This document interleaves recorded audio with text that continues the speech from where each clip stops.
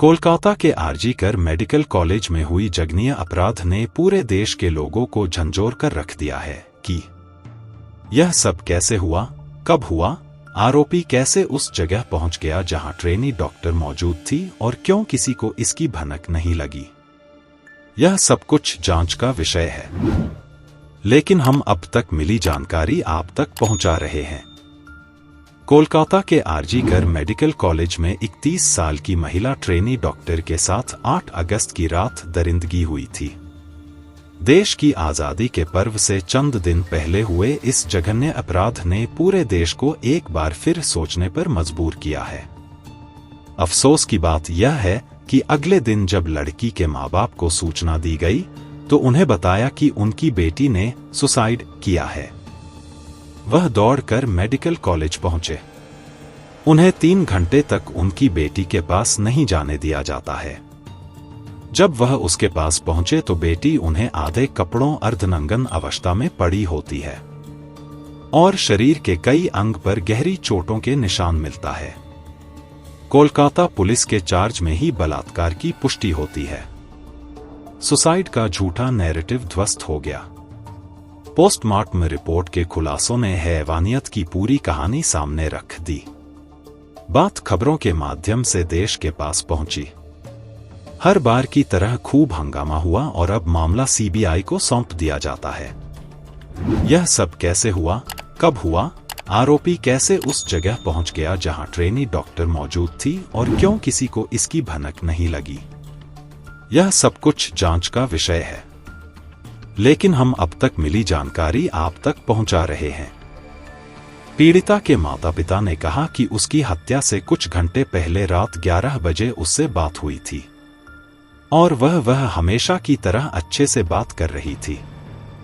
किसी तरह की दिक्कत, परेशानी का अंदेशा नहीं था। माता पिता ने कहा कि अगले दिन सुबह 10 बजे अस्पताल के सहायक अधीक्षक ने उन्हें बताया कि उनकी बेटी की तबीयत खराब है। करीब 22 मिनट बाद उसी सहायक अधीक्षक ने उन्हें बताया कि उनकी बेटी ने अस्पताल परिसर में आत्महत्या कर ली है। अदालत को बताया गया है कि वह तुरंत अस्पताल पहुंच गए थे और उन्हें उनकी बेटी का शव देखने की अनुमति नहीं दी जा रही थी। 3 घंटे तक इंतजार करना पड़ा। परिवार का मानना है कि ऐसा जानबूझकर किया जा रहा था। जब मुख्यमंत्री ने मामले में हस्तक्षेप किया तो उन्हें उनकी बेटी के पास जाने दिया गया। लेकिन ऐसा क्यों किया गया और क्यों इसे सुसाइड दिखाने का प्रयास हुआ? पीड़िता के माता पिता उस स्थिति के बारे में बताते हैं जब पहली बार बेटी के शव के पास गए थे।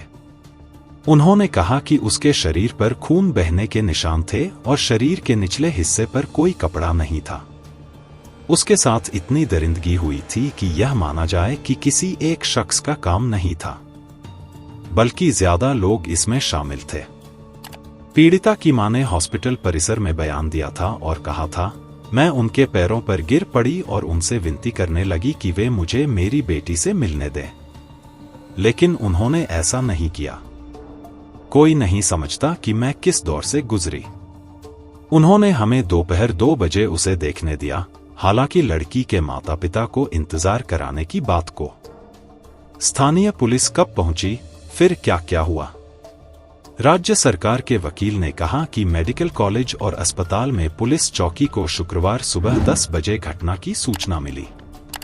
सुबह 10:30 बजे स्थानीय पुलिस यानी ताला पुलिस स्टेशन को सूचना दी गई।